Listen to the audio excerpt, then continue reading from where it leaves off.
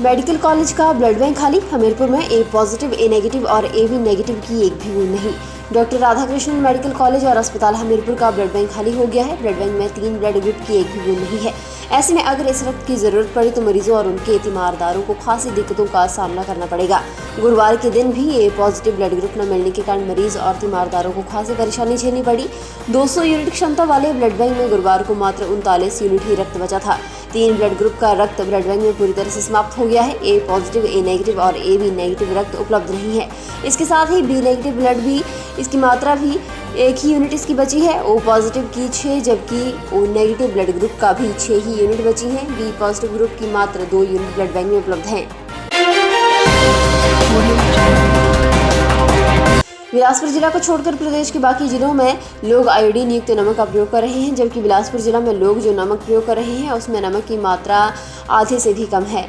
स्वास्थ्य विभाग की ओर से किए गए सर्वेक्षण में इस बात का खुलासा हुआ है। राज्य में नमक में आयोडीन की कमी की जांच के लिए नमक परीक्षण किट हर वर्ष दी जाती है। उन्होंने कहा कि वर्तमान में प्रदेश में नमक में आयोडीन की मात्रा में किए गए एक सर्वेक्षण में जिला बिलासपुर में 45.8% है, चंबा में 92.7%, हमीरपुर में 97.4%, कांगड़ा में 99.2%, किन्नौर में 84.7%, कुल्लू में 97.3%, मंडी में 97.7%, शिमला में 96.2%, सोलन में 94.3% और ऊना में 96.1% आयोडीन की मात्रा नमक में पाई गई। स्वास्थ्य विभाग के अधिकारियों ने लोगों को सलाह दी है कि कांच के सीलबंद जार में नमक को रखें, खुले में नमक को रखने से बचें, मसालेदानी के बजाय कांच का प्रयोग करें।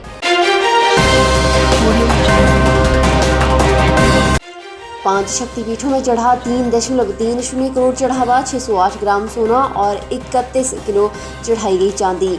प्रदेश के सुप्रसिद्ध 5 शक्तिपीठों में अश्विनी नवरात्र में श्रद्धालुओं के चढ़ावे से खूब धन वर्षा हुई है। प्रदेश सहित देश विदेश से आने वाले श्रद्धालु मां के चरणों में दिल खोलकर चढ़ावा अर्पित कर रहे हैं। प्रदेश के 5 शक्तिपीठों में ब्रजेश्वरी देवी, ज्वालामुखी, नैना देवी, चामुंडा देवी और छिन्नमस्तिका धाम चिंतपूर्णी में श्रद्धालुओं द्वारा मां के चरणों में अब तक 3,30,28,321 रुपए का धन अर्पित किया गया। इसके अलावा प्रदेश के 5 शक्तिपीठों में अब तक 608 ग्राम 250 मिलीग्राम सोना और 31 किलो 820 ग्राम चांदी चढ़ावे के रूप में प्राप्त हुई है। मंदिर न्यास ज्वालामुखी में अश्विनी नवरात्र में 1,01,04,473 रुपए का चढ़ावा के रूप में प्राप्त हुआ है। ज्वालामुखी मंदिर अधिकारी दीनानाथ यादव ने बताया कि चढ़ावे में 47 ग्राम 500 मिलीग्राम सोना और 4 किलो 925 ग्राम चांदी अर्पित की गई है। मंदिर न्यास चिंतपूर्णी में श्रद्धालुओं ने मां के चरणों में अश्विनी नवरात्र में 62,11,897 रुपए का धन अर्पित किया है।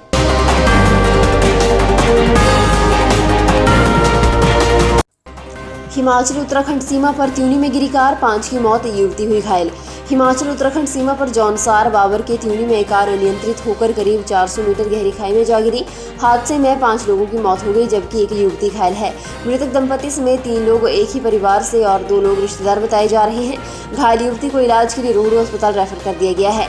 तूनी थानाध्यक्ष संदीप पवार ने बताया कि संजय गुरुवार सुबह अपनी कार से 5 अन्य लोगों के साथ पंतरानू गांव से बानपुर गांव की ओर जा रहे थे। इसी दौरान कार अनियंत्रित होकर खाई में जा गिरी।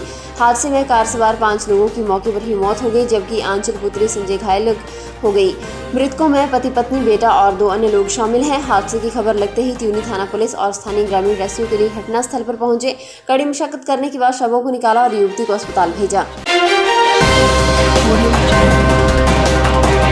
भारतीय जनता पार्टी के हिमाचल प्रदेश अध्यक्ष एवं सांसद सुरेश कश्यप ने जुब्बल कोटखाई विधानसभा क्षेत्र में होने जा रहे उपचुनाव के बीच संगठन में अनुशासनहीनता के खिलाफ बड़ी कार्रवाई की है।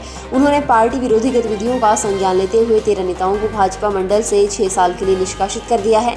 भाजपा मंडल अध्यक्ष गोपाल जवैक, मंडल महामंत्री सतीश पेटा, भाजपा प्रदेश कार्यसमिति सदस्य यशवीर जस्टा, युवा मोर्चा महासू के जिला अध्यक्ष अंकुश चौहान, युवा मोर्चा महासू के जिला महामंत्री सुशील कदशोली, युवा मोर्चा के प्रदेश कार्यसमिति सदस्य संदीप मांगटा, विशेष मंत्री सदस्य जिला महासू रविंद्र चौहान, मंडल उपाध्यक्ष जुब्बल कोटखाई अशोक जस्टा, जिला उपाध्यक्ष जिला महासू देवेंद्र श्याम, मंडल उपाध्यक्ष रामप्रकाश वेड़ा, मंडल कार्यसमिति सदस्य चेतन कडाइक, राजेश चौहान और अनिल काल्टा को पार्टी ने निष्कासित कर दिया है। इन नेताओं पर भाजपा प्रत्याशी नीलम सरेई के खिलाफ प्रचार करने और पार्टी विरोध गतिविधियों में शामिल होने पर कार्रवाई की गई है।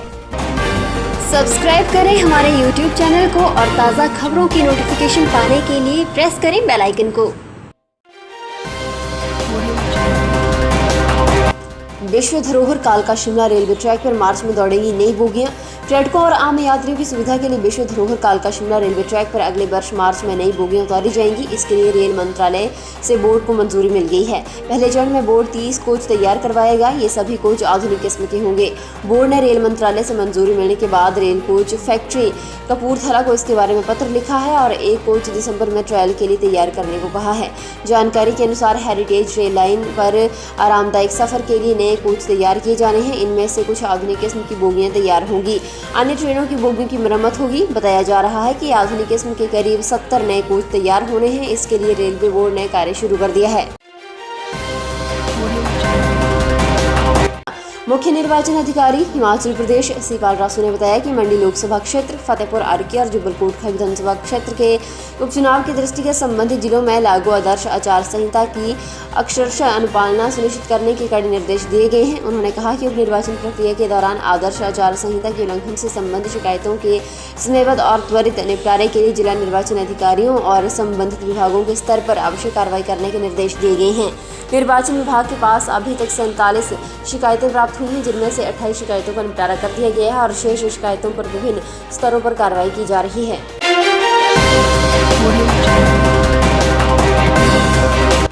मुख्यमंत्री जयराम ठाकुर ने 100 करोड़ टीकाकरण की उपलब्धि हासिल करने पर प्रधानमंत्री को दी बधाई। मुख्यमंत्री जयराम ठाकुर ने देश की जनता को कोविड-19 के 100 करोड़ टीकाकरण के लक्ष्य को हासिल करने के लिए प्रधानमंत्री नरेंद्र मोदी और देशवासियों को बधाई दी। मुख्यमंत्री ने चिकित्सा क्षेत्र से जुड़े लोगों और अग्रिम पंक्ति के कार्यकर्ताओं को बधाई देते हुए कहा कि उनके समर्पण और अथक प्रयासों के कारण ही ये कठिन कार्य संभव हो पाया है। उन्होंने कहा कि इसका श्रेय प्रधानमंत्री नरेंद्र मोदी की प्रतिबद्धता और सक्षम नेतृत्व को जाता है, जो देश के लोगों के स्वास्थ्य का ध्यान रखते हैं। जयराम ठाकुर ने कहा कि हिमाचल प्रदेश ने पात्र लाभार्थियों को कोरोना वैक्सीन की पहली खुराक देने का 100% लक्ष्य हासिल कर लिया है और इस वर्ष नवंबर के अंत तक सभी पात्र आबादी के 100% टीकाकरण का लक्ष्य निर्धारित किया गया है। कांग्रेस के स्टार प्रचारक और विधायक सुखविंदर सिंह सुक्खू ने कहा कि पीएम जयराम ठाकुर प्रदेश के नहीं बल्कि सिर्फ सराज के ही मुख्यमंत्री बनकर रह गए हैं। इस कारण पूरे प्रदेश में विकास ठप पड़ा है। सरकाघाट में विशाल जनसभा को संबोधित करते हुए कांग्रेस के सुक्खू ने कहा कि प्रदेश के इन उपचुनावों में भाजपा प्रत्याशी की हार तय है और हार होने के बाद भाजपा के कई मंत्रियों की कुर्सी भी चली जाएगी। उसी के डर से मुख्यमंत्री और उनके मंत्री कांग्रेस पर अनाप शनाप बयानबाजी कर रहे हैं। महंगाई को लेकर सत्ता के बजाय विपक्ष पर बैठी कांग्रेस को दोष मढ़ रहे हैं। उन्होंने कहा कि मुख्यमंत्री भ्रष्टाचार को लेकर भी कांग्रेस को ही दोष दे रहे हैं। हैरानी की बात यह है कि इस्तीफा भाजपा के ही स्वास्थ्य मंत्री राजीव बिंदल को देना पड़ेगा। उन्होंने कहा कि कारगिल और शहीदों के नाम पर भाजपा राजनीति कर रही है।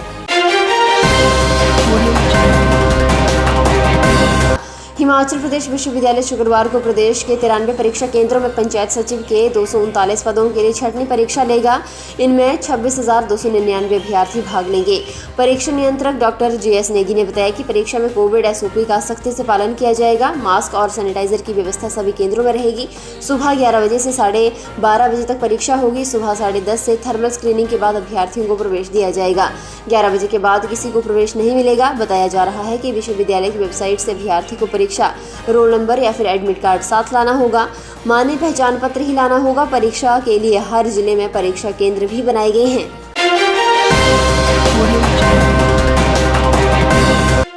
फिलहाल के लिए बस इतना ही और बड़ी खबरों के लिए बने रहिए सुपर भारत के साथ।